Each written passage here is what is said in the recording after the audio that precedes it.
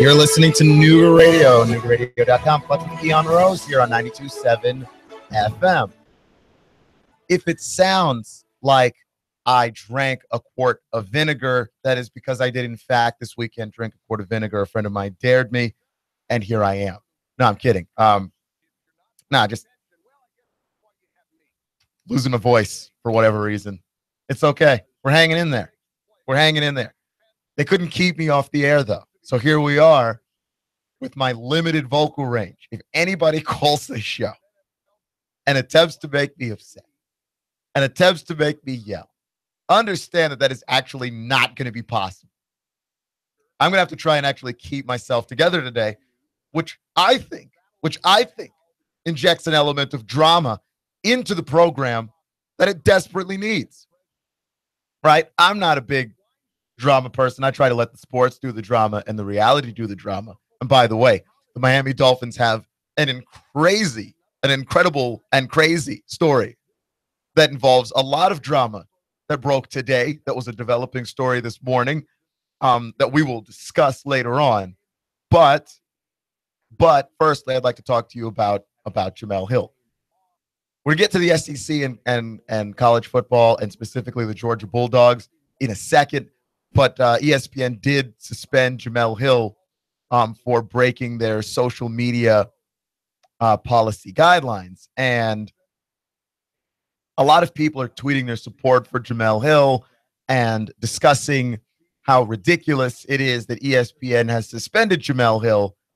And look, I say this as somebody that I'm very open about people's right to express themselves, but I'm also open about a corporation's right to protect their brand, let's say. And so you have ESPN, who has a reporter, a broadcaster, a commentator, who has tweeted something that is wildly controversial and wildly, it's not just controversial. It's like it's widely costly in a way to them, because ESPN is a company that their entire existence is communication, right? And so any individual person that works for ESPN communicates something that ultimately gets attached to ESPN, right? And so ESPN suspended multiple times and then ultimately fired Curt Schilling for the things that Curt Schilling has said in the past about gay people, and that Curt Schilling has said about transgender people, and that Curt Schilling said these things on his own Facebook page, right? Like, Curt Schilling was not on ESPN saying these things. Curt Schilling was saying these things on his own Facebook page, but ESPN decided to release him despite that, right? And I think that that's perfectly fair. Curt Schilling was out there acting a fool, and ESPN went out there and let him go. Now Jemele Hill says something. She called specifically the president a white supremacist, which I will again say, I don't think the president is a white supremacist, though I do think he doesn't mind that white supremacists like him, and I think that's a problem too, that he's not letting him off the hook. White supremacists really like him, and he doesn't really seem to mind. That's problematic and scary in and of itself. But that was her belief, that the president was a white supremacist. And she had to know that there was going to be backlash for that. And she had to know that that was controversial. And she had to know that she has a platform as a reporter on ESPN, specifically the host of SportsCenter 6, ESPN's flagship SportsCenter program, right? Like the hour-long program that brings you the news on ESPN is SportsCenter. It's what they're known for. It's what they're built on. It's the concept of that entire network centers around SportsCenter, and she hosts the most watched hour, right? Like the actual, like Scott Van Pelt has a version of it later on in the day. Mike Greenberg is going to be hosting one in the morning. Jemele Hill at 6 p.m. hosts the most popular version of SportsCenter. So she has to know her place in that network, and she has to know that when she tweets things, it winds up back at the network. And for me, here's where I stand on this, right? I like that Jemele Hill felt brave enough to say what she felt like she had to say about the president. But I am not about to be on all of these people here chastising ESPN for suspending Jemele Hill. ESPN is going to suspend anybody who gets way too political on their social media. Now, again, I'm not one of those people that thinks, well, she covers sports, she should stick to sports. I don't believe that anybody should just stick to any one thing. We're not robots. We're human beings. We're multifaceted, right? Specialization, as Robert Heinlein once wrote, is for insects, right? Ants do one thing and just the one thing. If you have the worker ant just goes and gets stuff and brings it back. That's all the ant does, right? You look at robots just do one thing. Your toaster just makes toast. Your microwave just microwave stuff. Human beings are a little bit more complicated than that. And so everybody's got political opinions. Like, I'm sorry, we're all political beings, right? Now, whether or not you think that people have the mental capacity or the information or have done the research to hold conversations of politics, that's a different issue. But everyone's going to express their political ideas, okay? Joe Schmo that works down the street is going to express his political ideas. And I would not say to Joe Schmo, you don't know what you're talking about. Go back to plumbing. Because Joe Schmo's a person just like me, and he's got opinions just like me. And guess what? He votes just like me. Like, I'd rather know what Joe Schmo thinks, because then I might be able to correct Joe Schmo. I might be able to convince Joe Schmo of something differently rather than tell him to go back to doing whatever he's doing. And I think the same thing with a lot of these protesting NFL players. Like, people are like, no, just play football. Well, these people still vote. And so if you want to know what they're thinking, and you're like, okay, these people are thinking something and it's huge, and I want to know what they think, because I want to know what everybody thinks, personally. Because then we can actually talk about it and be like, okay, I think you're wrong here. And this is where people get stuff wrong on this, is that the liberals and the conservatives and their different personality types, we all have to get together and talk about stuff. Otherwise, if you let the liberals run the show, we're going to wind up in a place where essentially there's chaos and no order. And maybe if you let the conservatives run the show, you possibly have too much order, like way an uncomfortable amount of order. So, like, we've all got to talk to each other on this stuff, which means we have to allow each other to talk to each other about this stuff, which means if someone says something political, like, by that logic, only politicians would be able to talk about politics, and only those people who cover politics would get to talk about politics. And I think because politics should be the right of everybody, and everybody should be able to be engaged in the political process, possibly everybody should talk to everybody about politics, right? And it doesn't matter if you're a football player, you're a plumber, you're a grocery store cashier. Everybody should be talking to everybody about politics, right? So Jemele Hill, who covers sports, should also be talking to everybody about politics. However, you can say something that people will draw back to your employer, and your employer's like, yeah, that hurts the brand. Make no mistake about it, is simply concerned about the brand. They're a business. To ask a business to not be concerned about their brand is insane. They're a business. ESPN is concerned about their brand and ultimately their bottom line. They are a business, and they found Jemele Hill's comments to be ultimately detrimental to their brand and to their bottom line. And so they suspended her like they would suspend anybody. And if somebody on the right had said something that was that outrageous and controversial, they'd be suspended too, right? And there's a level, yeah, my voice is cracking. That quart of vinegar is really doing its work here. But listen to me. They'd be suspended as well. It's all idiot. I think that we end up with false equivalencies on this, because I don't think what Jemele Hill said is anywhere near as bad as what Kurt Schilling said about transgendered people, right? Like, I'm just not there. But also, ESPN is going to protect their bottom line. And I'm noticing a lot of people stepping up for Jemele Hill, especially on social media, and going, well, ESPN shouldn't have suspended her. She was speaking the truth. Well, she was speaking her opinion. Just because she stated that like a fact doesn't make it the truth. And even if it were the truth, there's enough people that don't agree that it hurts ESPN's bottom line. And that's what they're worried about. That's what they're going to dictate the terms of. And they do have a policy that allows them to suspend Jemele Hill over it. And so they will.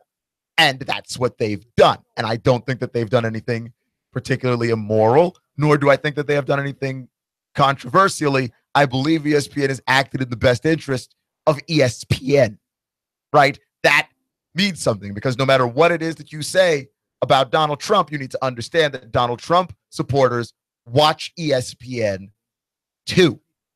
They watch it also.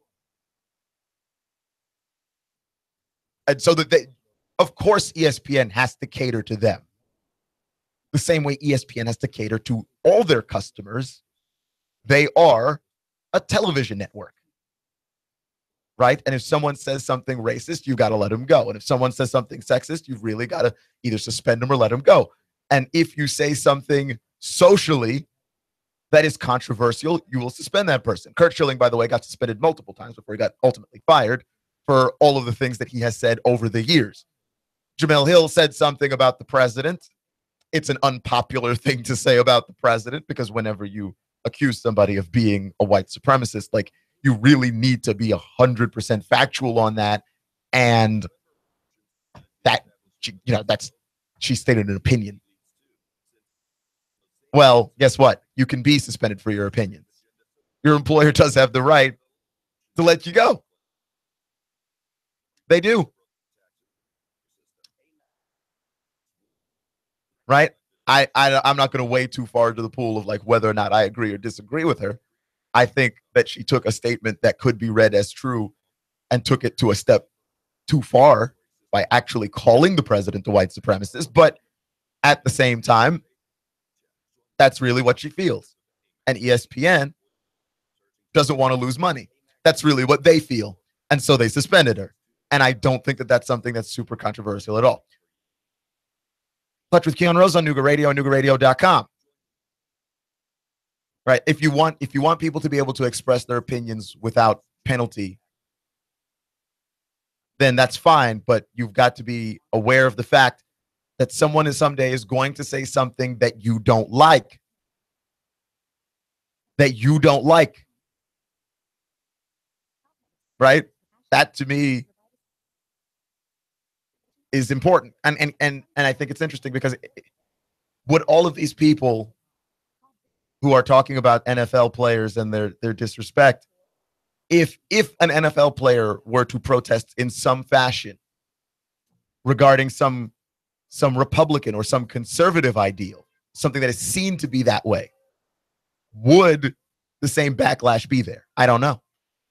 But I think that's a good question to ask, because a lot of the people that are talking about ESPN suspending Jemele Hill and getting mad at ESPN for suspending Jemele Hill were someone to voice a similar conservative sentiment. Would they be upset if that person got suspended? A lot of this is an issue of they agree with what she said, and so they're mad at ESPN for suspending her because they agree with what she said. Would these same people would be in defense of a person suspended by that network if they said something opposite, right? I don't think they would be. I really don't. So we're going to shift gears here on over to the SEC, and specifically to the University of Georgia, who is now 6-0 to begin this season and has done, quite frankly, a horrifying job of just dismantling every team that they walk into, because they look legitimate, right? Like, they look like college football playoff levels of legitimate. And the college football playoff, to me, is the most interesting development in college football in the last 5 years, in large part because the college football playoff is is a way to introduce more carnage into the college football postseason, right? Now we have to throw one-loss schools into the mix. We have to figure out if a one-loss school is better than an undefeated school. We have to figure out if a undefeated school is better than a one-loss conference champion. And the more things that we have to discuss and talk about in order to get this thing correct, the more interesting the college football playoff actually appears to be. Now, in the case of Georgia, here's the thing with Georgia, right? Georgia's schedule ultimately is not that terrifying a schedule, right? Hate to go out there and tell you the truth here, Georgia fans, but your schedule is not that impressive. It's not. It's pretty good. You got that nice win over Notre Dame. That's nice. You beat up Mississippi State. They're okay. And that's nice. But that's not as good as the Notre Dame win. You beat up Tennessee, actually dismantled Tennessee. And I think we can all come to the conclusion that Tennessee's not good. Right? They have the parts to be good, and I don't know what's causing that to stop from coalescing, whether that's the quarterback play, which has been streaky and inconsistent, whether that's the offensive line, which is still up and down, whether that's the coaching, which has been an issue for years. There's something that is keeping the Vols from gelling in such a way that you could call them a good team, and as such, that they are not a good team. This is not a quality win, right? And then you've got Vandy, who on the rise, right? And Vanderbilt has got a stretch of losses that makes it seem unfair. Like, it makes their record look unfair, which is unfortunate because they're a really good football team, but they're not good enough to hang with Georgia. And we saw that this Saturday. Georgia beats Vanderbilt 45-14. And again, you got another day from Jake Fromm where he's not the catalyst here. He doesn't drive the bus. And by the way, we also got 3 throws out of Jacob Eason. He was 3 for 3 for 24 yards. But Jake Fromm does not drive the bus on this team, to be clear. Nick Chubb and Sony Michel drive the bus. And Elijah Holyfield, who poured in on Vandy also. The running game is the straw that stirs the drink of the Georgia Bulldogs, right? And they are ranked number 4 in the nation now. And I think that this is important because Georgia is America's worst nightmare, right? Now, again, like I said, their schedule could trip them up. They do have to play Auburn. That Auburn game, if Auburn continues to win and continues to look good, that game is going to be important for them. And they've got to, play Georgia Tech and do really well at that at the end of the season as well. But there is no game on Georgia's schedule that they really ought to lose. But it's not the toughest schedule ever. And so do they get punished for not necessarily having the toughest schedule? Because their conference games, they're better than everybody in the East. And it's not close. And then their out-of-conference games include App State and Samford, as well as Notre Dame. And Notre Dame is the only quality win in that bunch.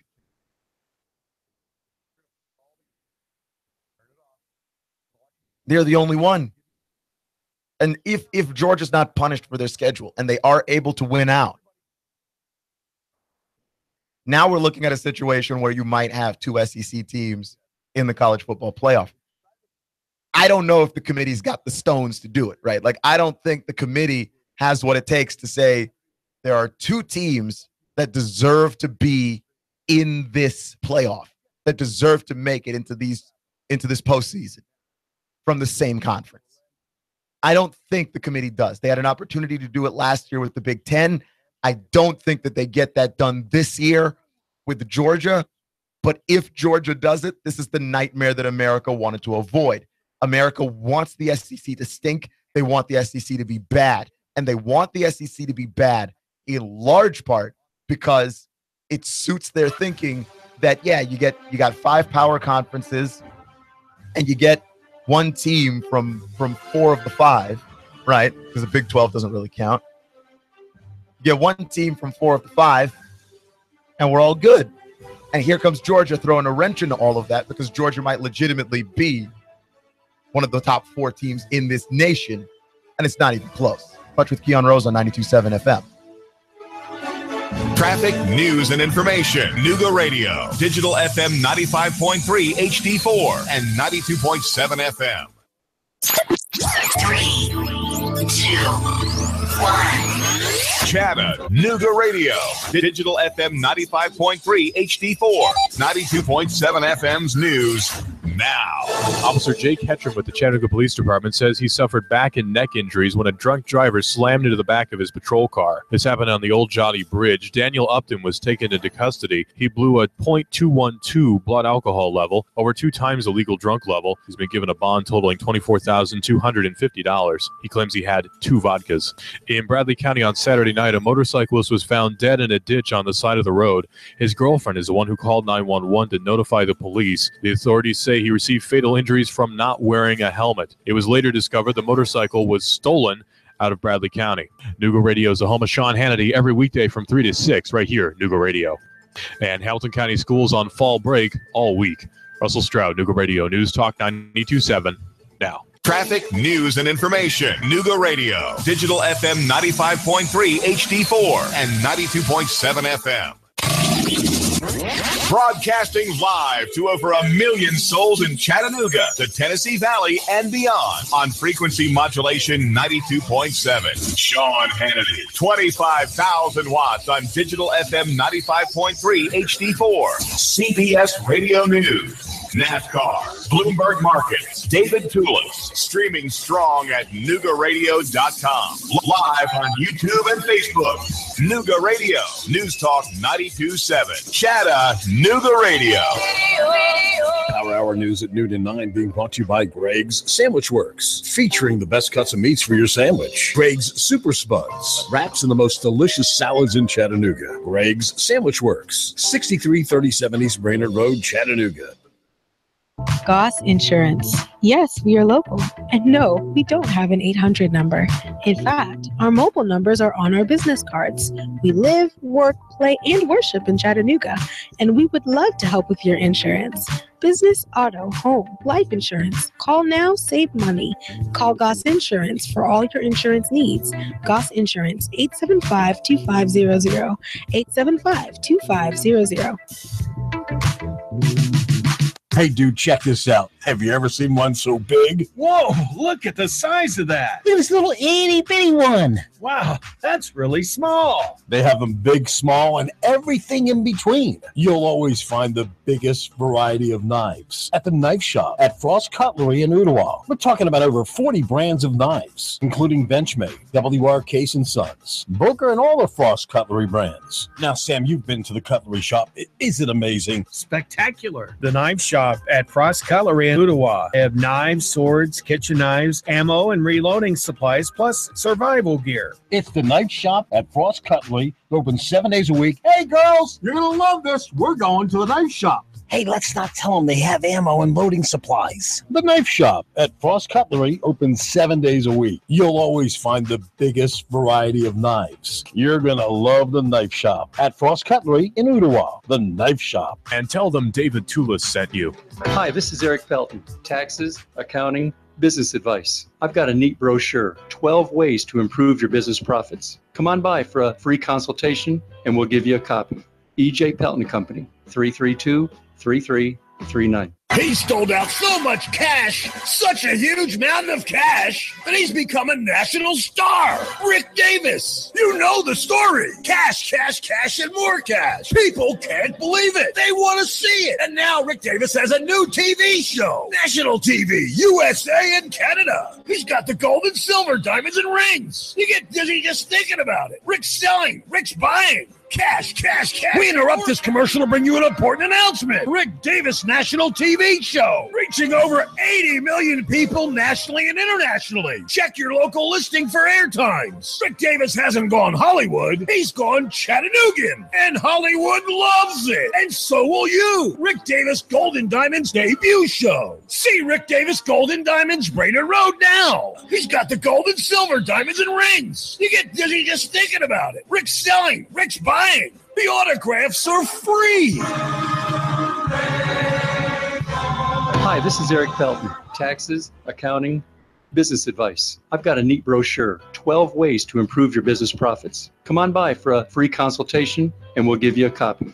EJ Pelton Company, 332-3339. Hey, Mom. Yes, Summer. I know what I'd like to do for Christmas this year. What would you like to do? Take shoeboxes full of goodies to the homeless military veterans. What would go into these shoeboxes? Toothbrushes, toothpaste, dental floss, deodorant, chapsticks, shampoo, soap, hand warmers, hand sanitizer, socks, gloves, toboggans, small Bibles, blankets, snacks, and cough drops. Where can people donate these items? Alpine Crest Elementary School, Sonic on Hickson Pike next to Frontrunner, Chick-fil-A in Northgate Mall in Hickson, and Nooga Radio below Goss Insurance across from Bojangles on Hickson Pike. When will we distribute the shoeboxes? On November 10th from 11 to 12:30 and December 15th from 10:30 to 12:30 at the Community Kitchen on East 11th Street, downtown Chattanooga. Please help us in donating these items for our shoebox campaign. No veteran should ever go homeless. Nooga Radio, digital FM 95.3 HD4 and 92.7 FM knows your opinion is important. So call 800-8949. Agree or disagree? Call 423-800-8949. 800-8949. Nooga Radio, 92.7 FM and 95.3 HD4. News Talk Nooga Radio.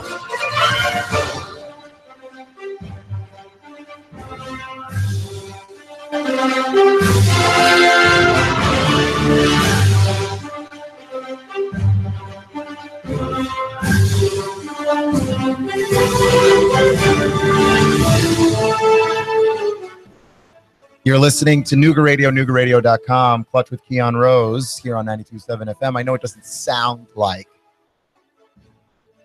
the show is hosted by Keon Rose. The show is hosted by Keon Rose. Yes, it's me. What do you want me to tell you?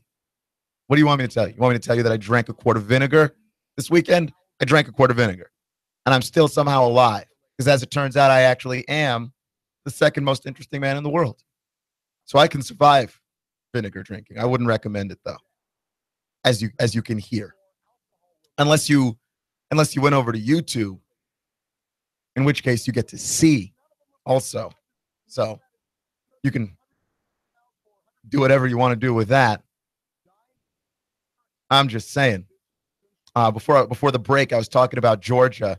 I think Georgia is the college football committee's worst nightmare. Like there's a group of people right now, and the committee hasn't gotten to get together to really start deciding who ought to be in the top of these rankings, right? Like ultimately, we use the AP rankings until the college football committee starts doing stuff because we don't have any other way of measuring this. We don't have any other way of keeping track of these rankings until the committee comes together to give us a definitive set of rankings that actually matter, right? Georgia is currently ranked number 4. Alabama's 1, Clemson's 2, Penn State's 3, Georgia's 4. And it's a nightmare if you're the committee because I can't imagine that the committee wants to figure out whether or not to allow 2 SEC teams into the college football playoff. Because we've already had a little bit of controversy with these SEC teams with regards to the fact that, well, not the SEC teams. We already have some level of controversy with the playoff because we have 5 power conferences and we have 4 spots. So somebody gets left out, right? And anytime a Big 12 team makes it, and both times, by the way, it's been Oklahoma, anytime a Big 12 team makes it, you have to wonder, was it really worth it leaving out that either Pac-12 or ACC school? Right? Like, nobody minds when the Big 12 gets left out, because you look at the Big 12 and have mercy, it's a nightmare. Right? It's just a gigantic mess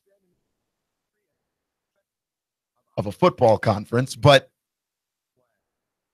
we already have enough controversy with that, right?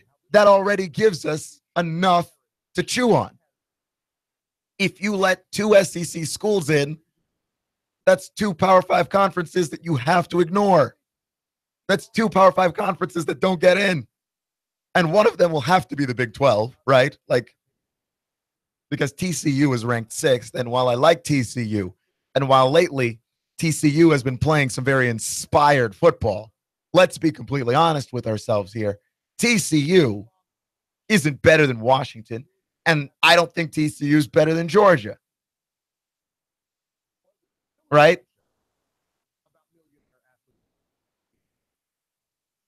So at this point, what are we really doing? And then you've got to let Clemson in. I think you've got to let Penn State in. So the only other party to be offended in all of this is the Pac-12, is Washington, right? And so that brings up a really interesting conversation, because Washington in the Pac-12, they won their game this past weekend, and they were really good, by the way. I watch a lot of Pac-12 football, as I've mentioned many times on this show. I'm up late. Pac-12 After Dark is a hashtag on Twitter, because it's just the very concept that these West Coast games start so late. Nobody wants to sit down and wait for these West Coast games to happen. Like, just nobody's willing to be like, you know what? I'm waiting for this game that starts at 10:30 Eastern time, and I know I'll be watching football till 2. Nobody really enjoys that. I enjoy that because I'm a nerd, and I like that I'm in the middle of the night watching football. But Doug Peterson, and quite frankly, a lot of other Pac-12 coaches, don't like that their games wind up being in the middle of the night. They want that national exposure. They want that big stage. It helps them with recruiting, but I think it also helps them with the committee, right? Like, the committee, I think, does respond to public pressure. And I only have what decisions they make to go off of, right? Like, last year, they chose for the college football playoff who they wanted to be in the playoff, but changed up the rankings a little bit, right? So that Clemson and Alabama would have an opportunity to face each other in the title game, right? Little different there, right? Little odd. They switched up stuff, right? I believe they dropped Clemson down to 4 in that ranking, so that Clemson would be opposite Alabama. Then Clemson showed up and dominated everybody, and then beat Alabama. But the rematch is what they wanted. So there is a little bit of shifting things around to get the matchups that you want, that will publicly be more desirable, right? So there is a little bit of public pressure involved that the committee responds to. Does that public pressure affect a second SEC school being in there, right? I don't know. And we're already in uncharted territory. And I like how new the college football playoff is, because every year we're in uncharted territory. We honestly don't know what to do with any of this stuff. We just know that Georgia's really good. The question is, Georgia versus Washington, who's better?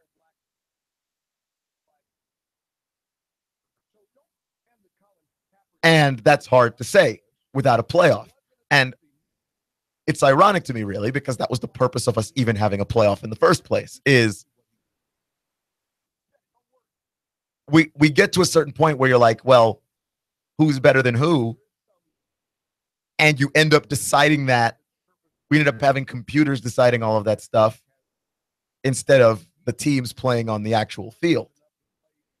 And now we've expanded it, so we get 2 more teams, and we haven't solved any of our problems because you still end up asking the same kinds of questions, which is who's better than who? Only now a committee of people sits down and discusses it. Rather than TCU, some combination of TCU, Georgia, and Washington play each other, we're just going to have to verbalize the fact that we think that Georgia's better than Washington and TCU.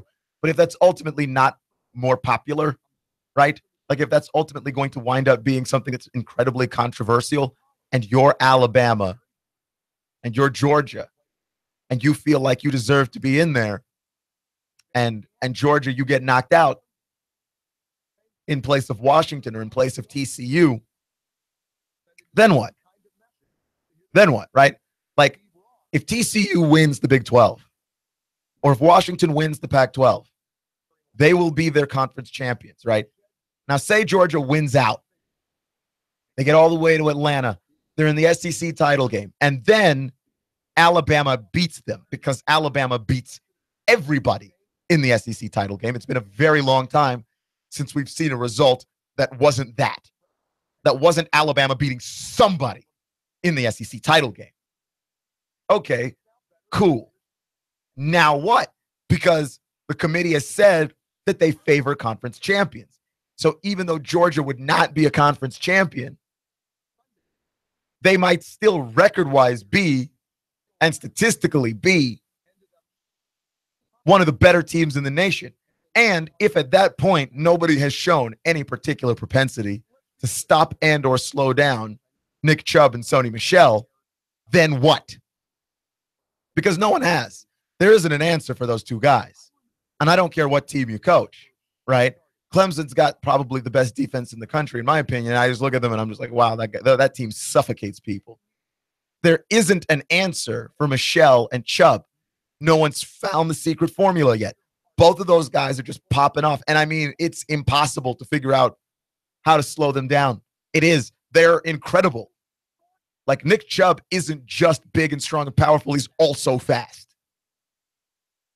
And he has some runs from scrimmage. And you know that you're going to get 1 or 2 every game where he just tears off 45 yards on a handoff, on an inside handoff, right? There's no trickery to what a lot of Georgia is doing. They don't rely on their quarterback at all, right? There's no trickery. They're playing smash mouth football. They have the bigger, stronger, more powerful backs, and they are running it down your throat. And there's nothing else that really seems to be done about it, right? And then they have a quarterback who's managing games. But he's not just managing games. He's deadly in the red zone. So then what do? I don't know. I don't know what the answer to Georgia is. All I'm saying is Georgia, despite the fact that no one has come up with any particular kind of answer for them and may not come up with an answer for them before the end of the season, might find themselves not in the college football playoff if the committee doesn't have the stones to put them in the playoff. And I don't know that the committee does. Right? And for a couple of reasons. I don't think that the committee does, because then you're leaving out one other conference, right? It's either going to be ACC, Big 12, Pac-12 that's missing out. Most likely the Big 12 or the Pac-12, because TCU looks so good. One of those schools is going to wind up missing out. So that's already unpopular. But then there's another unpopular notion, which is that the SEC is dead and everybody wants the SEC to be gone, only the SEC is not gone. And so now, if you have 2 SEC schools in the college football playoff, you essentially do have to come to the conclusion that, yeah, the SEC is still here. And the rest of America is going to have to sit there and watch the SEC. And God forbid, listen to me, because the nightmare scenario does not end with Georgia being in the college football playoff. The nightmare scenario continues to, if Georgia should make the playoff, what would happen if Alabama and Georgia were to meet after playing in the title game. Say that happens, because I guarantee you Alabama will be there, but I can't guarantee you Georgia will be there. I just don't know. I don't trust the East enough anymore. I've been traumatized. I've been traumatized by that idea. I don't really trust the East that way anymore. I've seen a lot of teams with a big lead collapse. I've seen a lot of teams fall apart. Right? Tennessee should have won the East last year. How did that work out? Oh, yeah, it didn't. So, yeah, when that one gets sewed up, that one gets sewed up. I'm just saying, Georgia with a win in the playoff and Alabama with the win in the playoff would subject America to a second meeting between the two teams. And I don't think America is prepared for a second meeting between two SEC schools that they then now have to watch in a national title game on primetime television. I don't think America wants that. And America might actually have to brace themselves for that very distinct possibility. Right? I don't want to like toot the horn of Georgia that hard. I'm just saying I'm looking at a school for which no one has found any answers for what they do offensively. Right? And you could look at that Notre Dame game, because Notre Dame is an out-of-conference opponent, right? You could look at the Notre Dame game and go, that's the blueprint for how you beat Georgia. But that was a Georgia that did not trust Jake Fromm. That was a Georgia that tried to hide their freshman quarterback. And that was a Georgia that learned in that game that they didn't have to hide their freshman quarterback and have been not hiding him ever since, right? Don't let the fact that Jake Fromm only throws the ball like 15 times a game deceive you. They just really like running. They're really good at it, so why would you ever stop, right? That's the mistake I think very many college football coaches make, by the way, is that many college football coaches will sit there and go, we have a great running back. We have a great quarterback. Let's throw the ball. No, running the ball is always easier. Always, always, always easier and always more beneficial. Why on earth? Why on earth would you ever stop running the ball if you could run the ball like Georgia? You wouldn't. That's the answer to that question. If you looked in your backfield, if you turned in your backfield and you saw, oh, there's Sony Michel and Nick Chubb, you would run the ball. How many times did they run the ball in that game? How many times they run the ball in this game?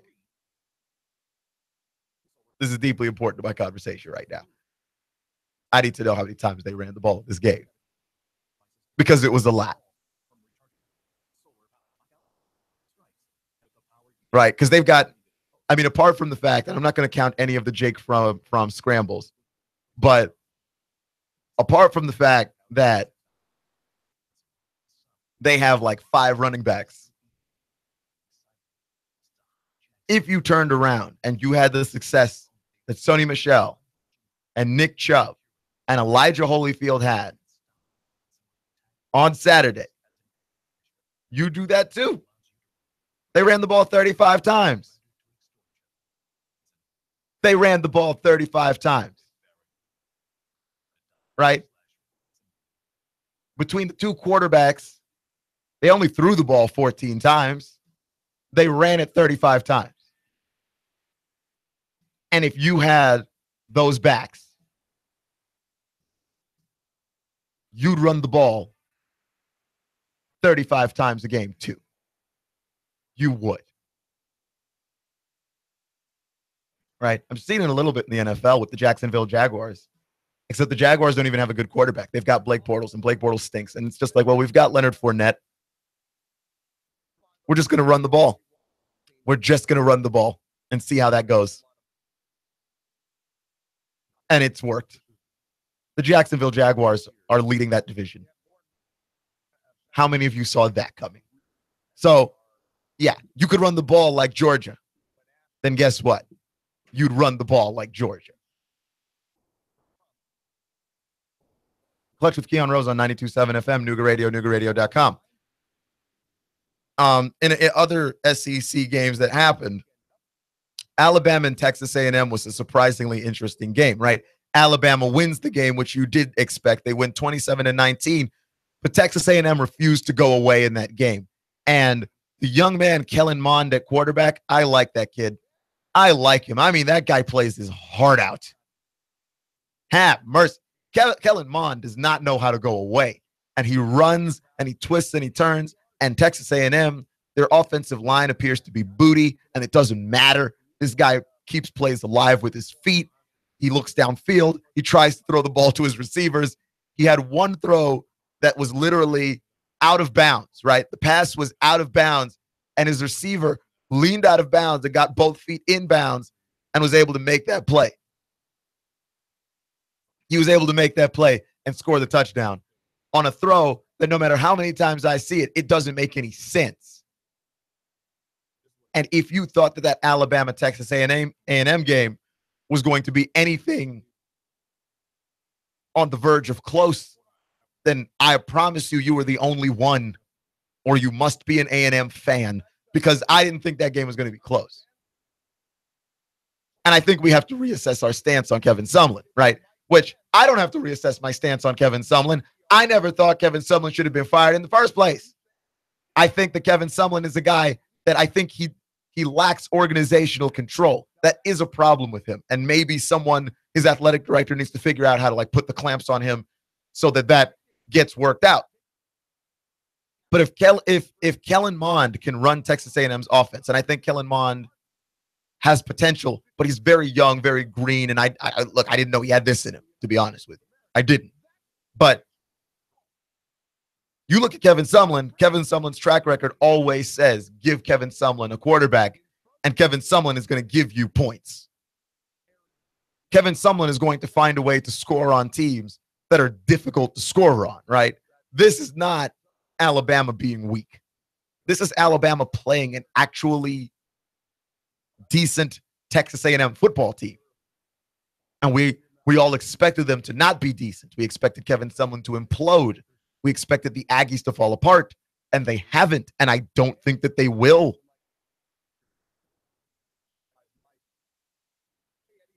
Right? Fairly crazy to think about, but I just don't think that they will.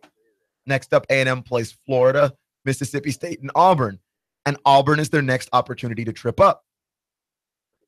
But Florida and Mississippi State are two teams they could beat. Right? There's no reason to be afraid of Florida. Florida lost to LSU in a game that LSU tried to give them.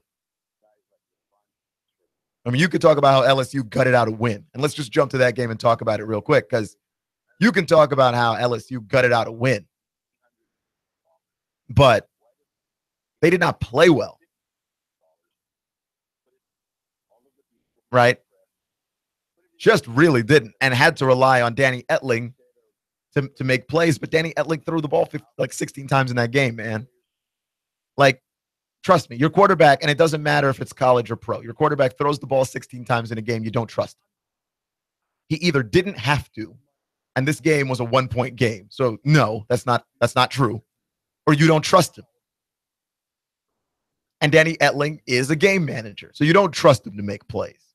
You trust him to manage, which he does very well.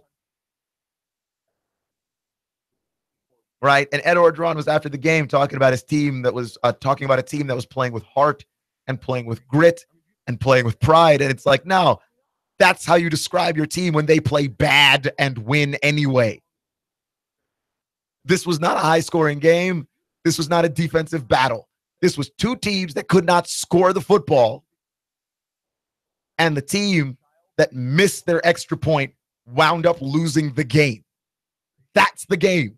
Okay, that was LSU in Florida. You had two teams that can't score, that struggle to score, that struggle to move the football. One team missed their extra point. We didn't watch good football, right? Because you can describe a team that plays with a lot of heart and a lot of grit and a lot of pride. And actually, I misattributed that quote. That quote came from Danny Etling himself. You can talk about that team if both teams played well, right? Because we've all seen those games where you got two teams just playing their heart out, just playing their heart out. And then one team has to lose, and you feel bad that anybody had to lose that game. This is the opposite of that, okay? I watched two teams play football badly, really, really badly, truly horrendous football. One team missed the extra point, and I'm upset that any of those teams had a chance to win. They should have just played to a tie, which I don't know how many overtimes it takes to make that happen, but it should have happened. It should have happened. Which, by the way, Memphis got caught up in a 7 overtime game this weekend, which was truly exciting. If you go back and look at those highlights, it is absurd. That entire game is absurd. So we'll talk about that on the other side. Clutch with Keon Rose on Nooga Radio, NoogaRadio.com.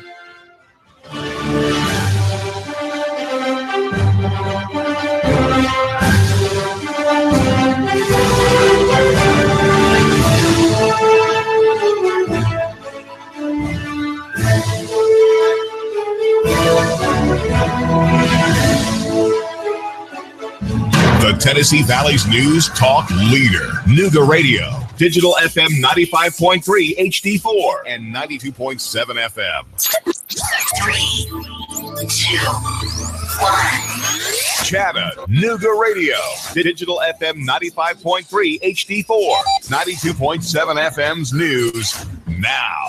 Officer Jake Hetram with the Chattanooga Police Department says he suffered back and neck injuries when a drunk driver slammed into the back of his patrol car. This happened on the Old Johnny Bridge. Daniel Upton was taken into custody. He blew a .212 blood alcohol level, over 2 times the legal drunk level. He's been given a bond totaling $24,250. He claims he had 2 vodkas. In Bradley County on Saturday night, a motorcyclist was found dead in a ditch on the side of the road. His girlfriend is the one who called 911 to notify the police. The authorities say he received fatal injuries from not wearing a helmet. It was later discovered the motorcycle was stolen out of Bradley County. Nooga Radio is the home of Sean Hannity every weekday from 3 to 6 right here, Nooga Radio. And Hamilton County schools on fall break all week. Russell Stroud, Nooga Radio, News Talk 92.7 now. Broadcasting live to over 1 million souls in Chattanooga, the Tennessee Valley, and beyond on frequency modulation 92.7. Sean Hannity, 25,000 watts on digital FM 95.3 HD4. CBS Radio News, NASCAR, Bloomberg Markets, David Tulis, streaming strong at NoogaRadio.com. Live on YouTube and Facebook. Nooga Radio, News Talk 92.7. Chattanooga Radio.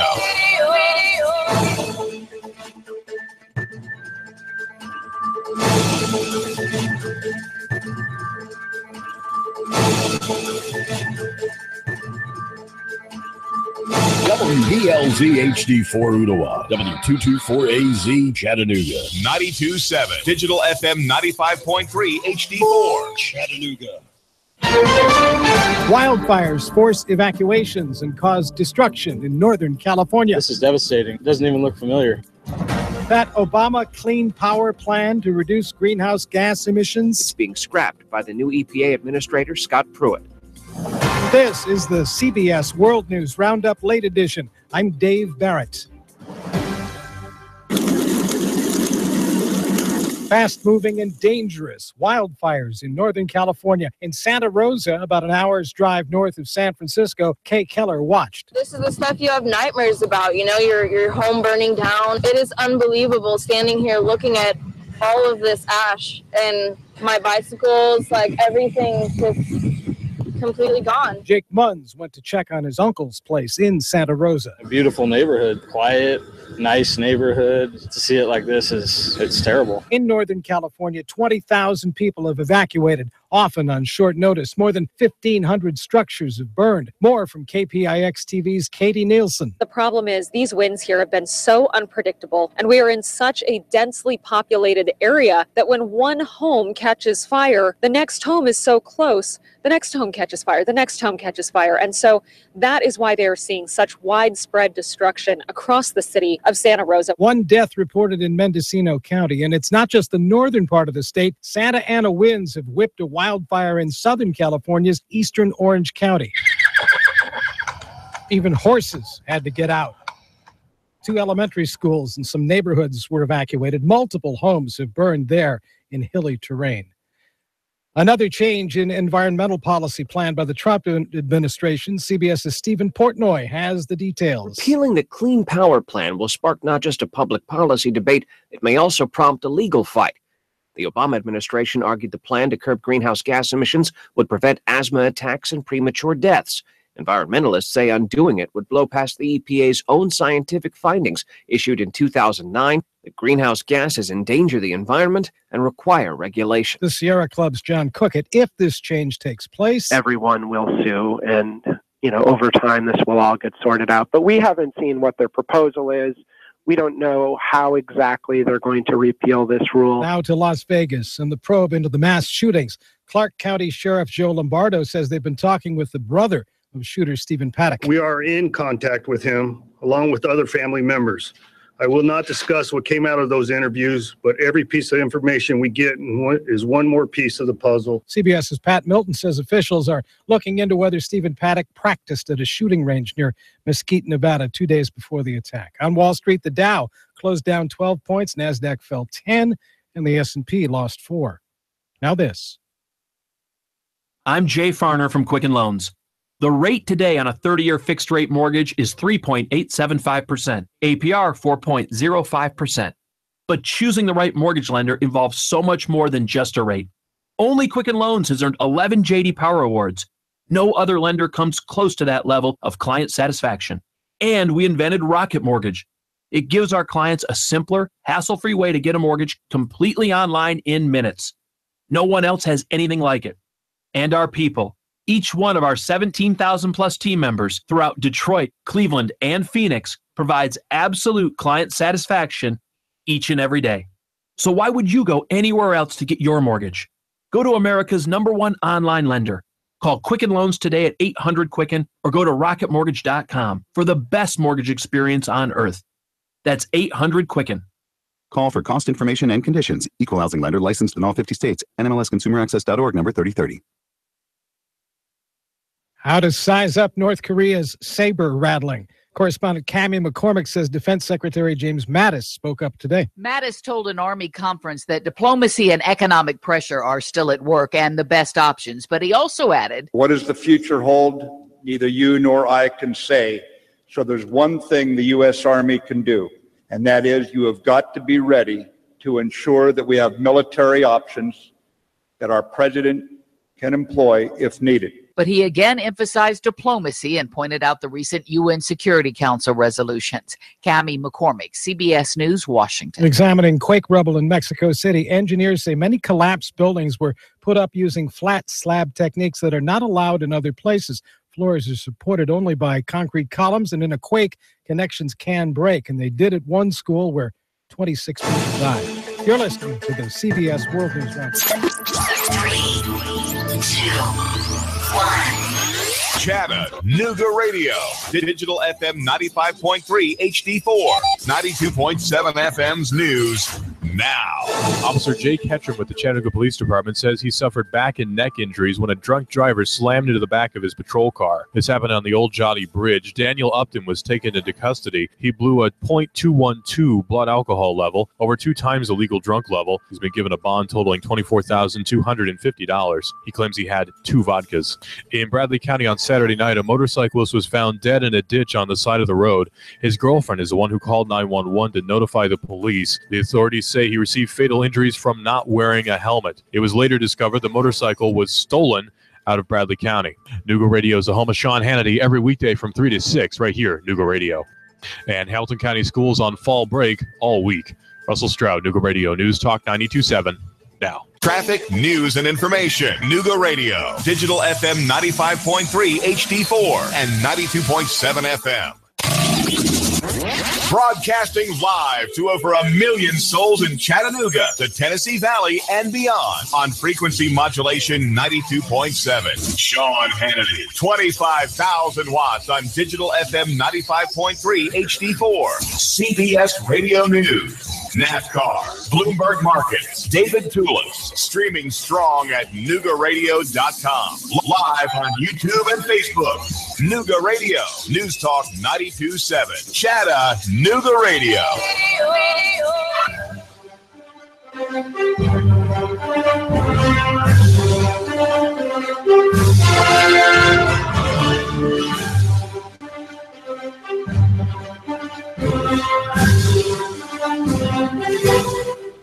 Hello, Chattanooga. You're listening to Clutch with Keon Rose. Raspy Keon Rose filling in for regular Keon Rose here on 92.7 FM, Nooga Radio and NoogaRadio.com. Which, by the way, you head on over to NoogaRadio.com and you can get to links to all of our social media at the bottom of our page, access to our Twitter, access to our Facebook, and I don't know how many radio stations in the area do this, but we have a YouTube channel and you get to see what it is that we even look like here at the station. You get a nice look at what we do and my face, so you could see that it's not me, or that's me and not some imposter pretending to be me, even though I sound completely different, because over the weekend I drank a quart of vinegar. I didn't really, but I sound like I did. So what difference is it to you? That's the question that I ask. That's the question that I ask. So I do want to get into some NFL stories before we jump back into our breakdown of the SEC, because a lot happened in the NFL as well. And I think it's important to talk about what's happening in the NFL, if not in large part because it's just a crazy league, man. Like, the more, though I will say that this NFL season, well, let me finish my sentence. Like, the more you watch the NFL, the more you realize your entire life has been a farce and you don't actually understand football. But I will say that this season has followed a logic, right? This season has followed a logic more so than, like, let's say last NFL season, right? Like, so the Jaguars beat the Pittsburgh Steelers inexplicably. But is it really that surprising? The Jags have a really great defense. They have a really great running game. And the Steelers in their locker room is in disarray. Like, that's not really all that shocking. You look around, the Giants are 0-5, right? But they're bad. They're really bad. And all of their problems that they had, we should have seen coming, right? As they lose to the Chargers 27-22 in what was the Doo-Doo Bowl, because both of those teams were 0-4, and now the Giants are 0-5. Right, and it leaves them and the Browns as the only two 0-5 teams in the entire league. Now, the Giants did lose that game in some part because they lost Odell Beckham Jr. and, in fact, lost their entire receiving corps in that game. Injury. Right, they lost Odell Beckham Jr. to a horrible injury. I mean, I watched that replay this morning on TV, and I am a little stunned at how brutal that injury was. I mean, Odell Beckham Jr.'s foot was pointing in the opposite direction of the direction that feet should point, to function as feet. And so he went to surgery immediately, basically. They determined there was a break in the bone in the leg. Like, this guy's got to go to surgery. And I mean, I wish him the best of luck, and I wish him a speedy recovery, because that injury looked brutal. It looked brutal. I don't know if people realize what it is that makes football players so valuable. Like, why do these guys get paid millions of dollars? Because they play a game for a living, and it's the most violent game that will allow people to play. That guy just broke his leg, just straight up broke his leg, and did it for the amusement of people. That's why football players make all the money that football players make, because there's a level of brutality to that game that needs to be compensated for. It's a dangerous game. It might be killing the people playing it. I would say that that's worth a few millions, period, right? So anyway, that happened, but Brandon Marshall is injured, and Sterling Shepard, their young wide receiver that they were hoping to sort of be that number two to Odell Beckham, is injured as well. And so you're looking at a team that struggled to pass the football consistently week after week. And now their entire receiving core, all their starting receivers are done. It's a wrap. Giants are done, man. Like, they're done. They're done. I mean, the 0-5 start, I don't have any way to explain that. But I can tell you they're not winning many football games beyond this, even, because they've got too many injuries in one position. Right. So that's very problematic. Also around the NFL, Cam Newton had a really great day against Detroit. Beat the Detroit Lions 27-24. His Panthers did. And it's so funny. I actually watched this clip this morning. I was watching some NFL Network this morning, and they actually asked the question, does Cam Newton's performance in Detroit against the Lions, who are very good this year — Matt Stafford looks amazing and is an MVP candidate caliber player, and then that defense is awesome, and Amir Abdullah is running the ball out of his mind, though he didn't run the ball very great yesterday. And the question that was asked of Cam Newton was his sexist comments. Does his performance on Sunday get him off the hook? No, it doesn't. It absolutely does not get him off the hook. In no ways does that get him off the hook. You know what got him off the hook? His apology. His apology got him off the hook. Right? Because I choose to believe Cam's apology. I do. He could have gone just half in. Right? He went full in. He went full in on an apology. He made it a video. He got very close to the camera. He talked about how he has daughters, and so how he should have known better. I believe that Cam Newton is sorry, right? And I'm not in the business of rating apologies, because that's where that gets to if you're like, oh, I don't believe him. I choose to believe him because he took the time to apologize, right? Now, where we go from here will determine whether or not he actually believes anything that he said, but I get it, right? Like, I get it. But that's what gets Cam off the hook, the apology. There's nothing that Cam can do in football that will make up for anything that Cam does as a person. And we have to stop doing that. We have to stop making this stuff that the way that somebody plays football somehow is indicative of their life. I consider myself to be someone who works very hard. I think I'm a very hard worker. But also, if you put me out on a football field, not only am I worthless, I'm not playing. You understand? That game is scary. That's scary. I tried out for my football team in high school, and I got smacked. Okay? In a way, I don't really remember very much of the tryout. I'm fairly certain I had a concussion just trying out for the team. And I thought to myself, you know what? There are a lot of big boys here in Texas.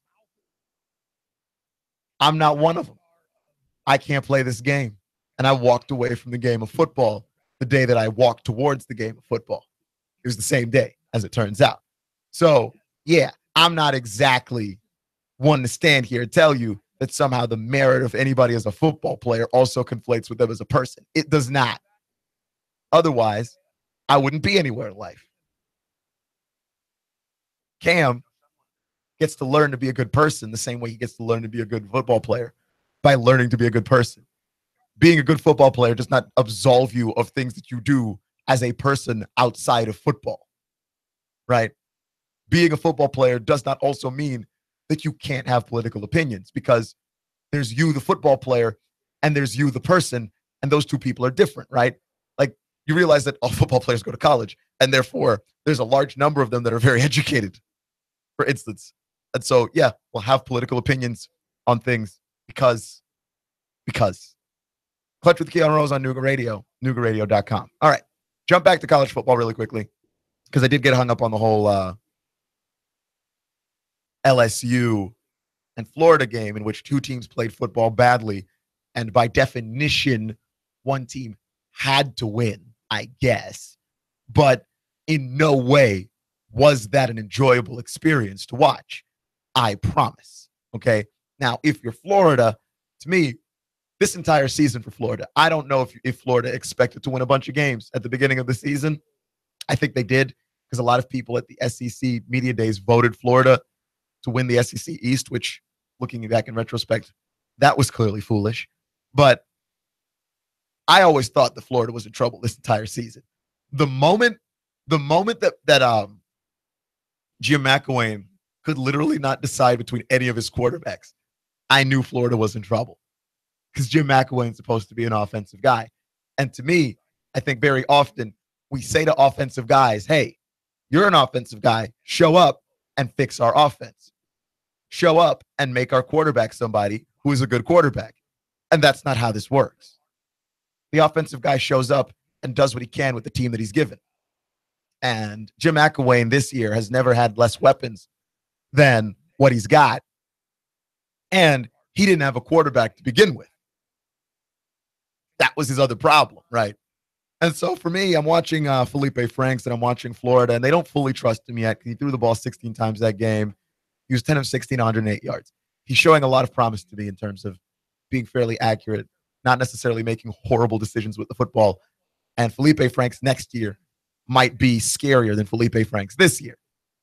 But that's what you have to gain, and that's what you have to look forward to if you're the Florida Gators.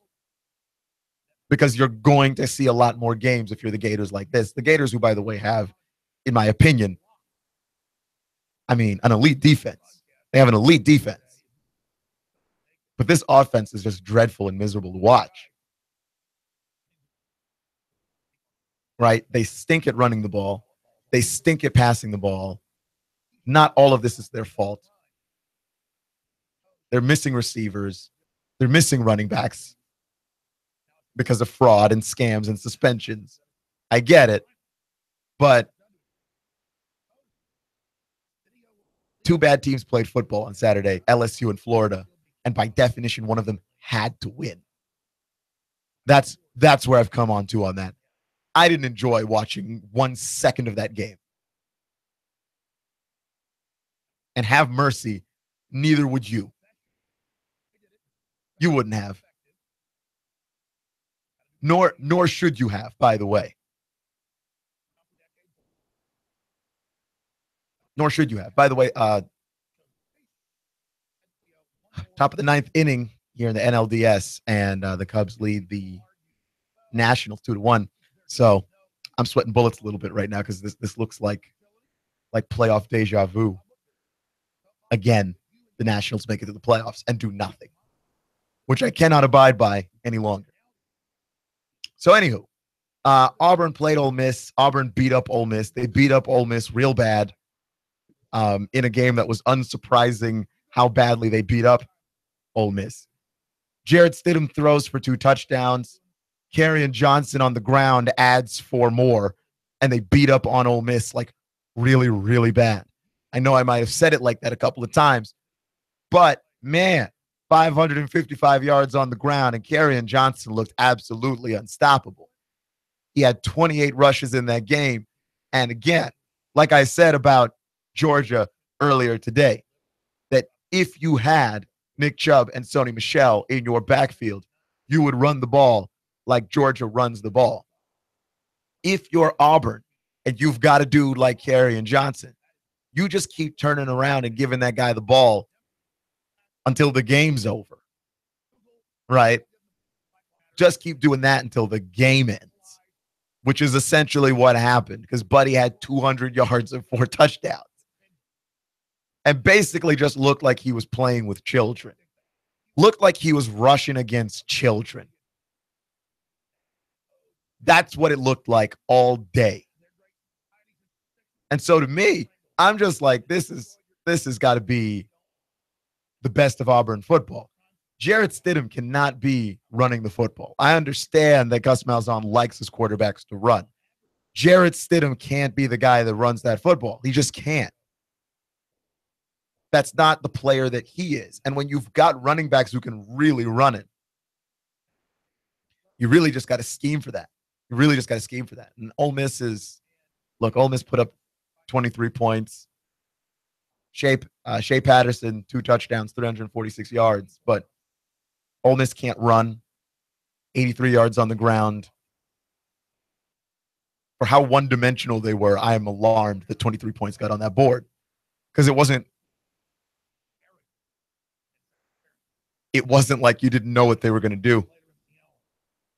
Though some of that was garbage time stuff, it's still like we knew Ole Miss was overmatched. We know that they're one-dimensional. We know that they're not a very well-built team. Auburn should have won this game. Like, it's not surprising that they won. It's not surprising how much they won by. It's not surprising. None of those things are surprising, right? What's surprising for me for Auburn is this, that they really haven't gotten through. I guess it's not too surprising, but they really haven't gotten through the most difficult part of their schedule yet. I thought that Miss State game would be tougher for them than it was. It was not. But other than that, they've played Mercer, Missouri, Georgia Southern. They did play Clemson, and they lost to Clemson. Which was to be expected, and they actually were close with Clemson, played very well defensively in that game. But they play LSU next week, which is a game that should have been a difficult game, right? Because LSU and Auburn were the two schools that we were talking about at the beginning of the year. Who's going to be able to challenge Alabama? And it's Auburn. If we're talking about teams in the West, it's Auburn. Okay? The answer to your question is it's Auburn. It's not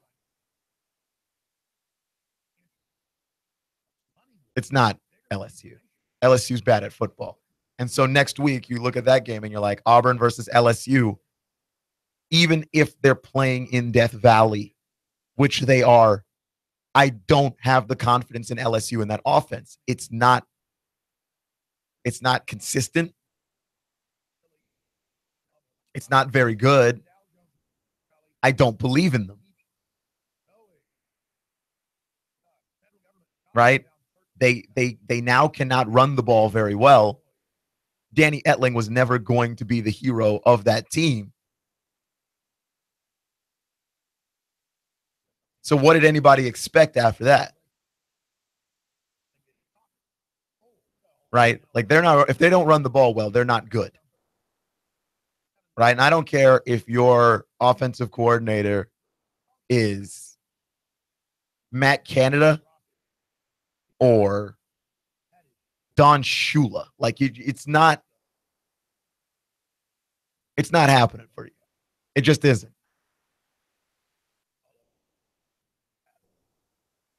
Don't know how else to say that. So I do like that Jarrett Stidham does look more comfortable as the year goes on, because he did look pretty bad early on in the year.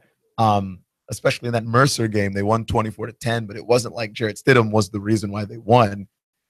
And he didn't look good. He didn't look good at all, but he's looked much better since then.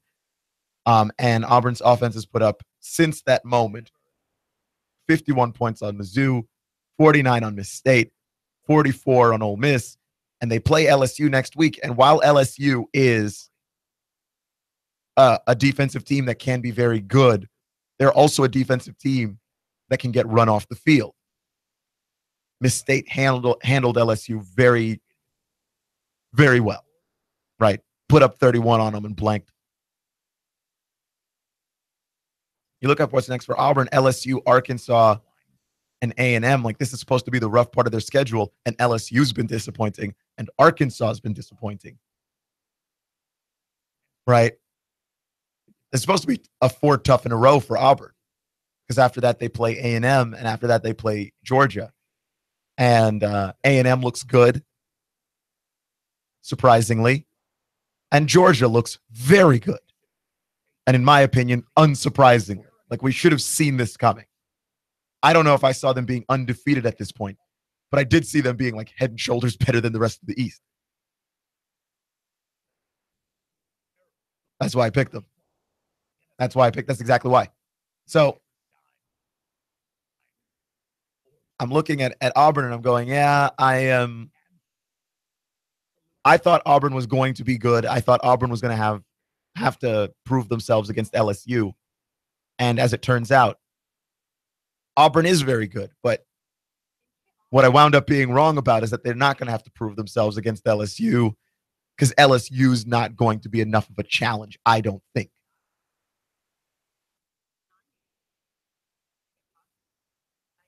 I really don't. Other games in the SEC, which had some interesting things to point out, South Carolina improves to 4-2 after beating Arkansas 48-22. And again, Arkansas continues to disappoint in a year where I thought, well, I don't know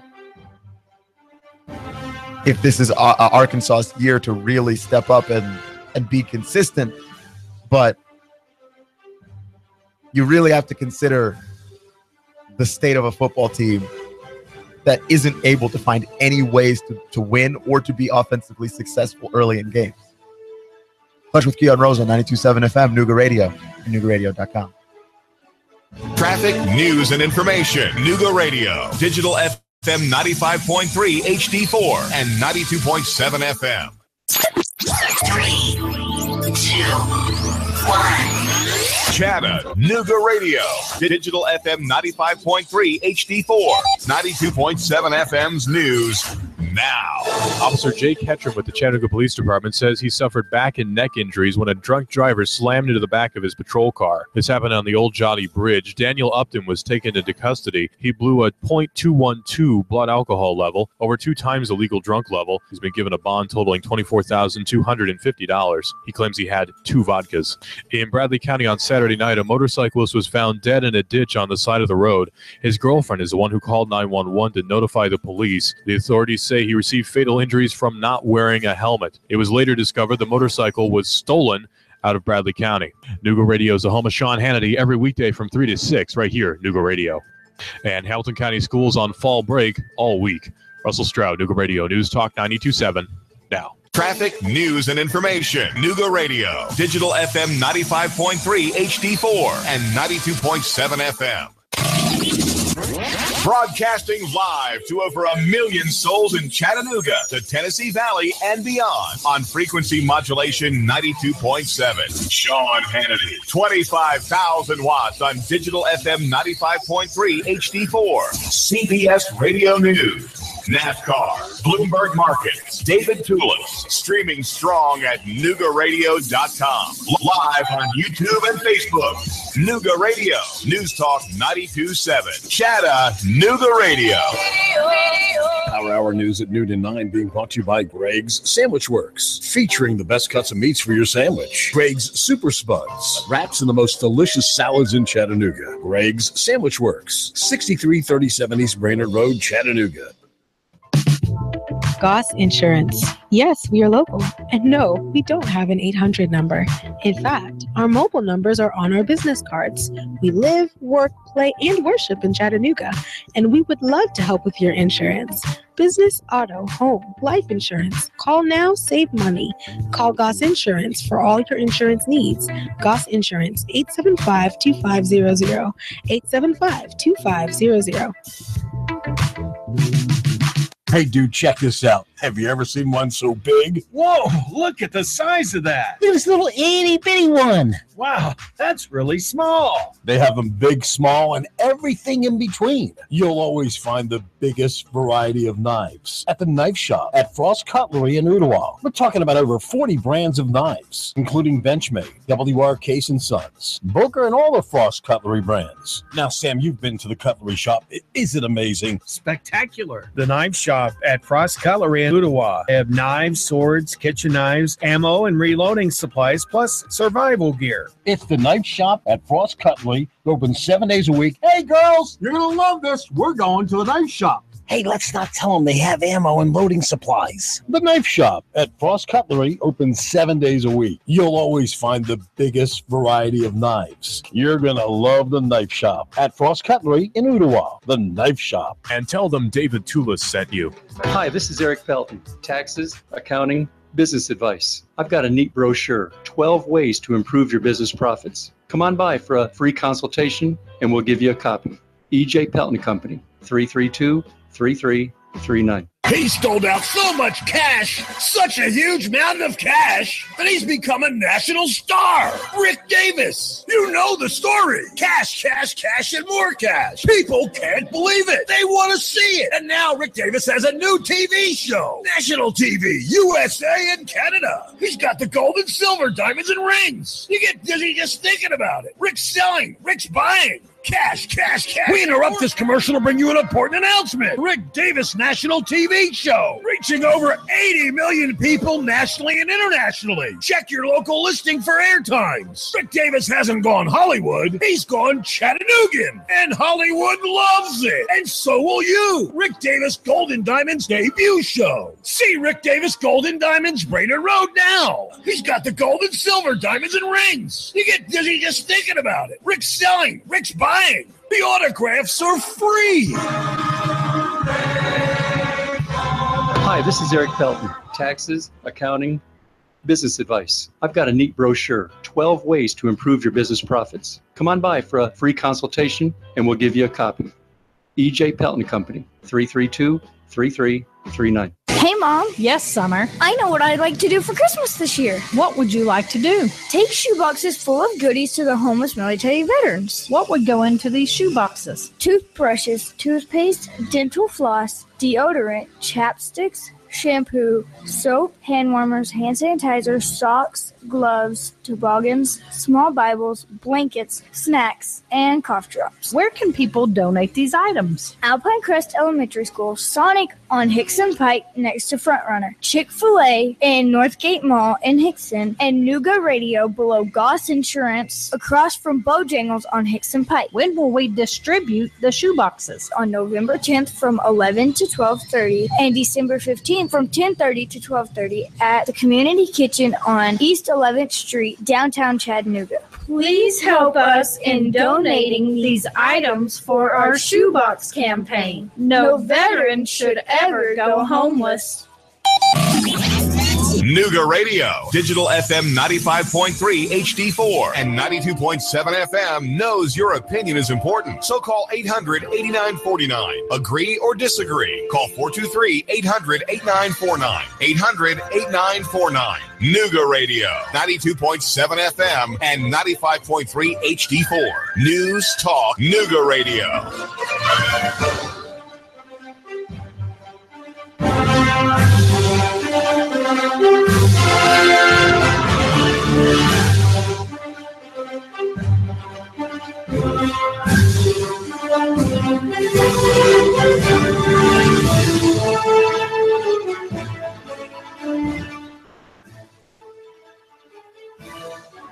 You're listening to Clutch with Keon Rose here on Nooga Radio, NoogaRadio.com.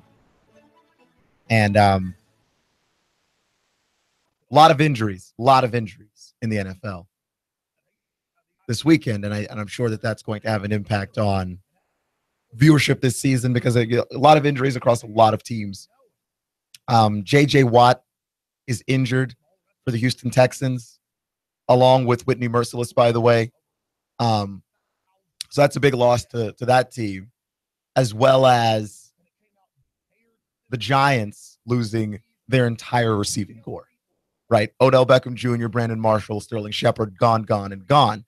Though Odell Beckham Jr., I believe, is the only one of those shut down for the entire season. So you've got a number of key injuries there. Another NFL news, Y.A. Tittle has passed away. NFL great, right? The man who originally had that record of 7 touchdowns in a single game, which Peyton Manning tied, I believe, 2 years ago. And then for whatever reasons, Nick Foles also tied that record. It's not an unbreakable, unbeatable record. I'm sure some NFL quarterback will someday beat that record. But the fact that Y.A. Tittle was able to set that record in the era of football in which he set it is amazing. In an era of football when throwing the football was simply not a thing that you did for the survival of your offense. And Y.A. Tittle tossed 7 touchdown passes in a game.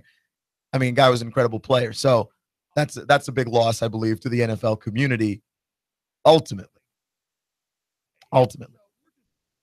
So those are some things to keep in mind. Another NFL thing, though, that I'd like to talk about is Alex Smith. because I've always said that Alex Smith is a pretty solid quarterback. And I understand the nature of sports media. I've been in it long enough to know that the opinions that get heard the loudest are the strongest opinions, not necessarily the best opinions, not necessarily the right opinions, just the strongest opinions. And that's the reason why Skip Bayless gets to continue to exist in the nature in which Skip Bayless exists. Skip Bayless exists in a way that can only be described as, I don't even understand how to describe Skip Bayless's existence except to say that by being a blowhard, Skip Bayless is able to make a living, right? Having strong opinions, regardless of whether or not they make any sense, are backed by facts, backed by stats, backed by basic logic, backed by anything that anybody could fact check with their two eyes. Skip Bayless doesn't do that.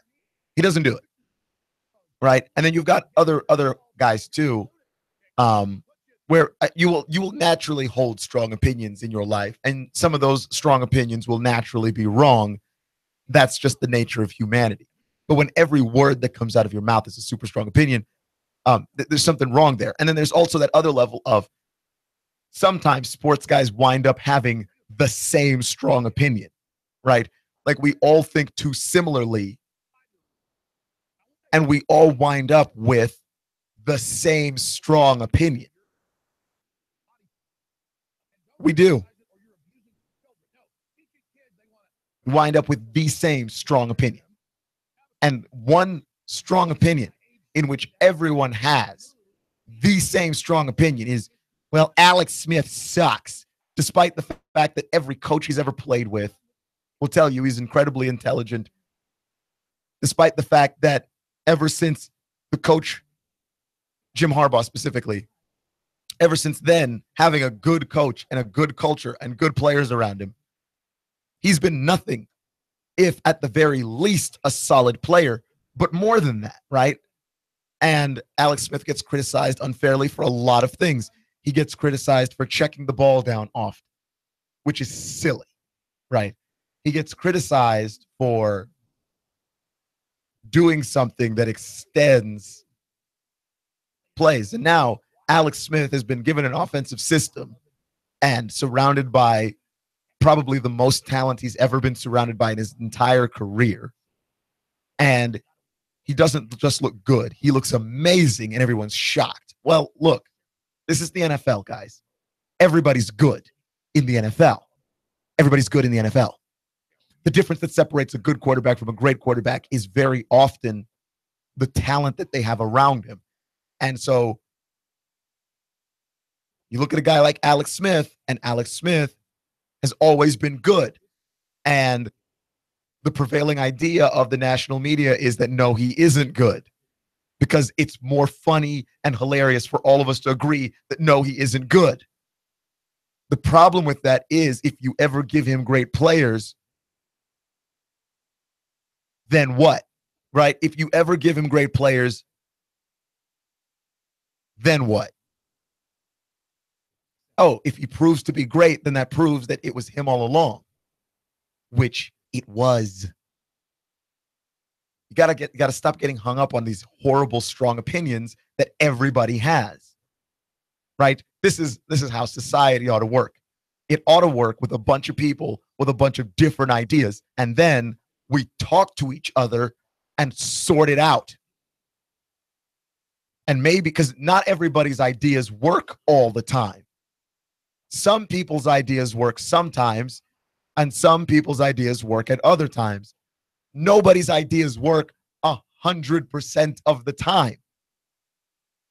If you find that you live in a society where everyone has the same ideas and everyone holds the same opinions,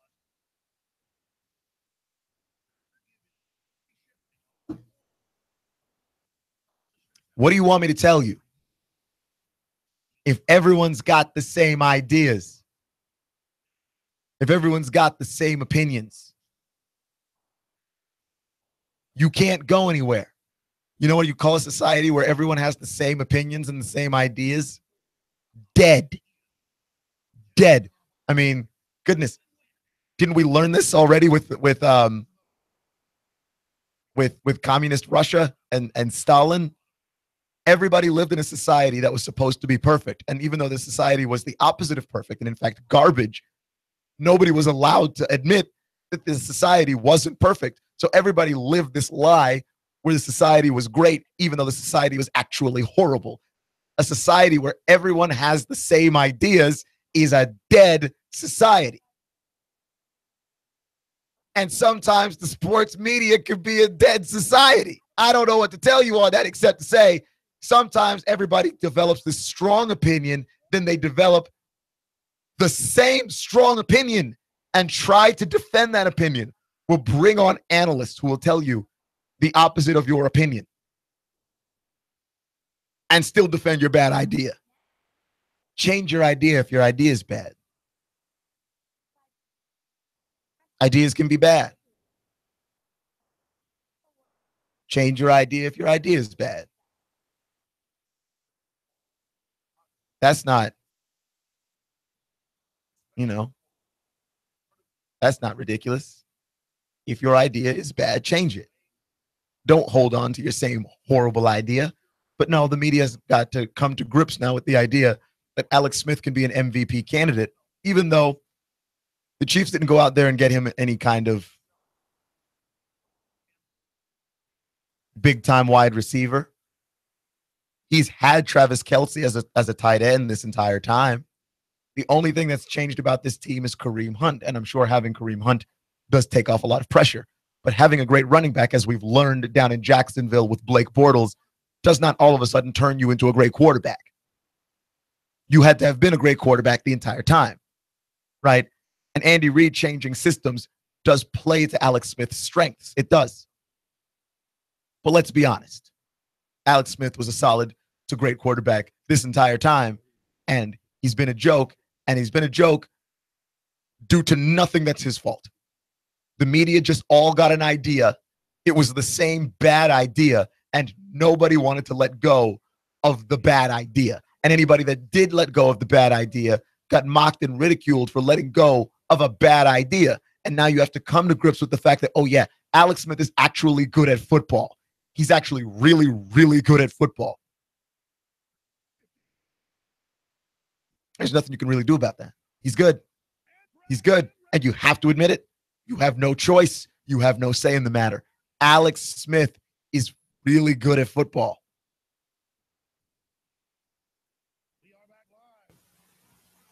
Clutch with Keon Rose on Nooga Radio, NoogaRadio.com.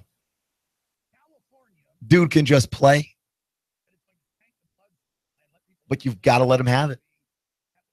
You've got to admit you were wrong. And this is more to the media than to fans, because I didn't hear very many fans talking about how Alex Smith wasn't any good. I find that the media love to play in this sandbox of Alex Smith is horrible and would not allow themselves to come out of the sandbox. Right? Just simply would not engage in that idea.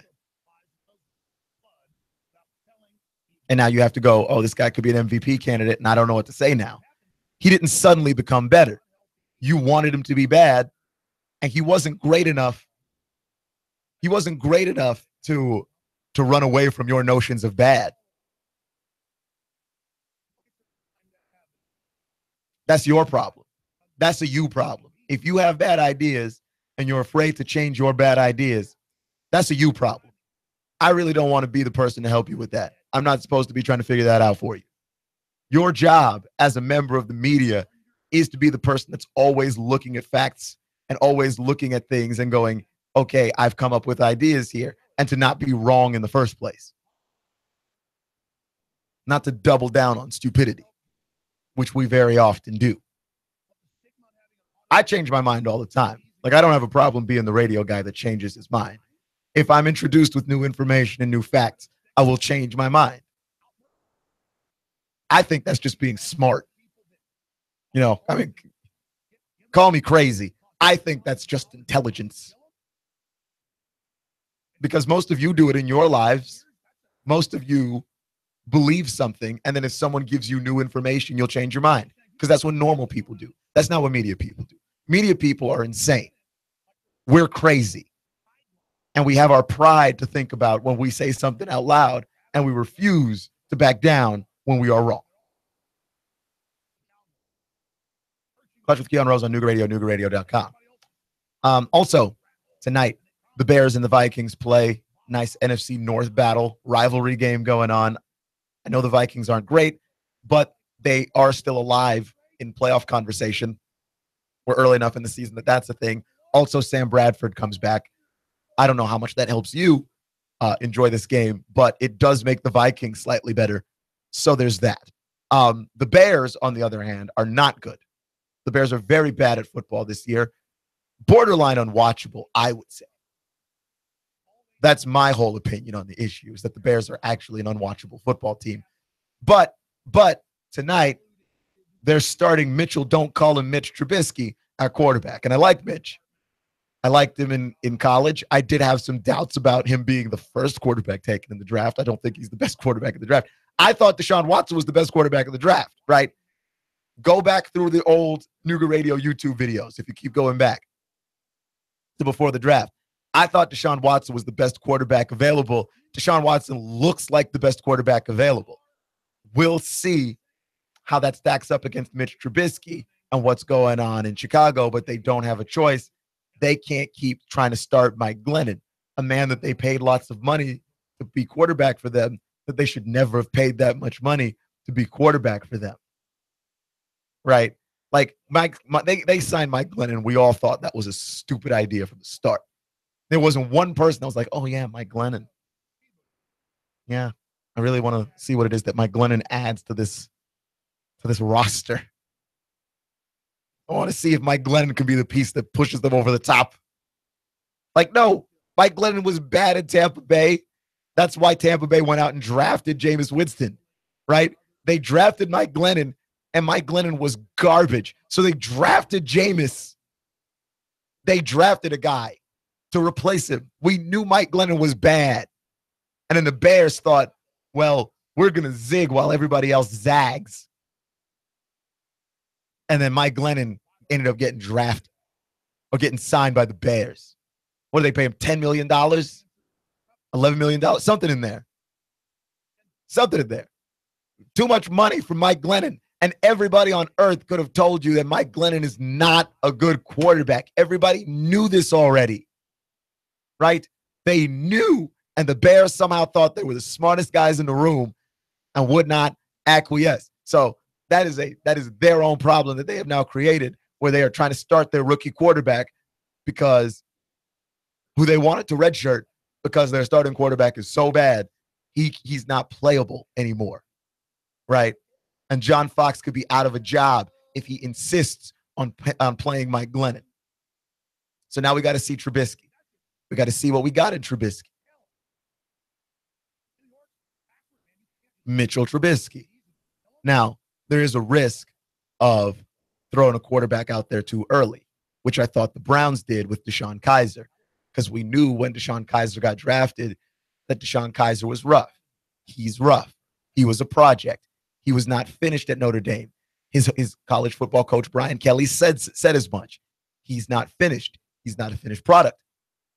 And I think that's a good pickup if you draft a guy that's an unfinished product. But then you've got to finish the product. Don't just throw that guy to the Wolves. And Deshaun Kaiser got thrown to the Wolves. And now the Browns have played Kevin Hogan, and Hogan looked better than Kaiser did, in large part because Hogan's got more experience in the league, right? Don't know how good Hogan was in New York with the Jets, where he played previously. But, I mean, he's got more experience in the league, so he's just going to be able to process some of this stuff faster. And unfortunately, the Browns are not one of those teams that have decided, you know what, we're just going to double down on doing college stuff, right? The Chiefs have doubled down on doing college stuff, and it's working out really well for them. The Texans have doubled down on doing college stuff, and it's working really well for them. And you see even teams like the Patriots incorporating read option into their attack, and it's working out pretty well for them, although the Patriots' problem is all defensive, quite frankly, not offensive. You even see it with the Cowboys. Also, the Cowboys' problems are defensive, not offensive. But, yeah, you see it being incorporated in all the time. And so, yeah, I don't know if the Bears are going to be willing to do that with Trubisky, because I think if they're not willing to do that with Trubisky, Trubisky's going to have a tough time playing offense here at this level against especially a Minnesota Vikings team that is terrifying defensively. They're really good. And I don't know how well Mitch Trubisky's about to look tonight. I don't. I think we're about to see a rookie really look like a rookie. Here's the thing. The only way that this goes well for John Fox, who should have started Mitch Trubisky in the first place because his quarterback was Mike Glennon, the only way this can go well for John Fox is if Trubisky comes out and balls out, right? Like, Chicago doesn't even have to win. Trubisky just has to look good. I just don't think Trubisky's going to look good tonight. I don't. That defense that they got up there in Minnesota is scary, man. The Bears are giving 3.5 points right now to the Vikings, and rightly so, because you're asking a rookie to show up against this defense and do something. And do something when, and I mean, just look around the rest of the Bears roster. There's no talent on the roster. So you don't really have a good football team. And then on top of that, now you're throwing a rookie out there because your quarterback was garbage, and you should have known that he was garbage. That's all I'm saying. And my last NFL thought of the day. How about that Aaron Rodgers? Aaron Rodgers might be the greatest quarterback that's ever played this game. That is my actual opinion. That's a strong opinion that I hold.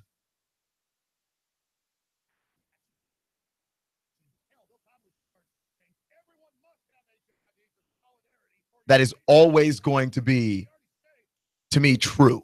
Now, honestly, this is not a strong opinion that I think is stupid, right? Like, I'm not trying to be a contrarian to the idea that Tom Brady is actually the greatest of all time. Because I've made this very clear. There are two ways that you could go, this guy's the greatest of all time. Right? One way is the resume. And the other way is the physical capabilities. Tom Brady's got the resume. I don't think that there's anyone who can argue that Tom Brady's resume in the world of football is not the greatest resume of all time that a quarterback can have. Right? He's a 5-time Super Bowl champion. He's a man that's got a Super Bowl ring for every finger on his hand. That can't be overlooked. Right? Tom Brady's got the greatest resume. He's got the MVPs. He's got the records. He's got the championships, multiple. He's cold as ice in the clutch. But for me, in terms of what he is capable of doing, in terms of the physical tools, maxed out to their potential, Aaron Rodgers is the greatest that's ever played this game. And I say that, I know that I'm 27, and so it's easy for like, oh yeah, you're 27. But like, to me, before it was Rodgers, it was Dan Marino. I'm a historian of the game, and I won't allow anyone to old man me into saying like, no, I just wasn't old. No. Listen to me. Aaron Rodgers' mobility is the most fully maximized mobility in the league. He extends plays with his feet. And then he makes throws with his arm that, quite frankly, only he can make. He is, short of anything, incredible. And we've never seen a quarterback with that skill set actually execute on that skill set to the point where it doesn't matter if Aaron Rodgers has a good team around him or not. It doesn't matter to him if the receivers are great or not. It doesn't matter if the running game doesn't exist. It doesn't matter if the O-line's bad. And all of those things are actually true about this current version of the Green Bay Packers. And it doesn't matter if his supporting defense is absolutely terrible. He is great on a level that we've never seen before. And that comeback against the Cowboys last night proves it, right? That you could talk about how the Cowboys have problems defensively. But Aaron Rodgers ripped them apart, throwing the football, and everybody in the building knew Aaron Rodgers was going to throw the football, right? He's just that great. And there's a level of cognition and a level of admitting that just needs to happen. Aaron Rodgers is the greatest quarterback to play if you're going to allow the metric of, yeah, he's got the tools. Aaron Rodgers has got big hands. He's fast. He's very mobile. He's very aware. His spatial awareness is ridiculous. His accuracy is through the roof. He's the greatest to do it. Right? You could say Brady, but Brady doesn't have the mobility. And when Brady doesn't have a good offensive line, and when Brady doesn't have a clean pocket, it doesn't go well for him. Right? Which is true of most quarterbacks, which is why I'm not going to argue with Tom Brady's resume. He's got the greatest resume of all time, and he deserves it, and he's earned it. But that's not true of Aaron Rodgers. Aaron Rodgers doesn't need a great offensive line. He doesn't need great receivers. He doesn't need a great running back. His current running back is actually a wide receiver that's playing the running back position because all their running backs got hurt. He doesn't need a great defense because their defense was pretty solid last year. Fell off a cliff this year. They're worse this year than they were last year, and they weren't that great last year. Right? Like you just need to just look at the facts, look at the stats, and go, this guy's pretty great. This guy's really great. And just let that be that. Clutch with Keon Rose on Nooga Radio, NoogaRadio.com. Remember, folks, it's not how you start, it's how you finish. Stay clutch. And I'll see you in 24 hours.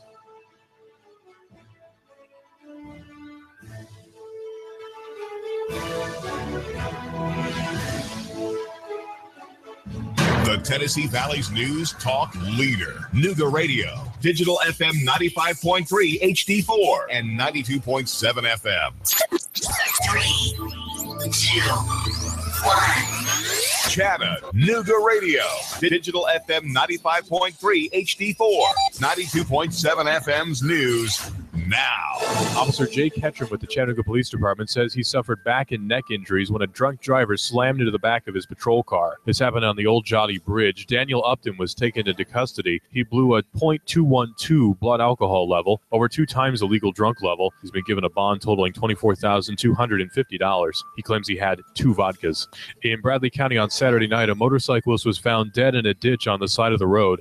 His girlfriend is the one who called 911 to notify the police. The authorities say he received fatal injuries from not wearing a helmet. It was later discovered the motorcycle was stolen out of Bradley County.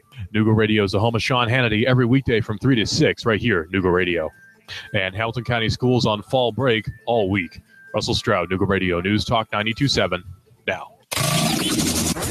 Broadcasting live to over 1 million souls in Chattanooga, the Tennessee Valley, and beyond on frequency modulation 92.7. Sean Hannity, 25,000 watts on digital FM 95.3 HD4. CBS Radio News. NASCAR, Bloomberg Markets, David Tulis, streaming strong at NoogaRadio.com.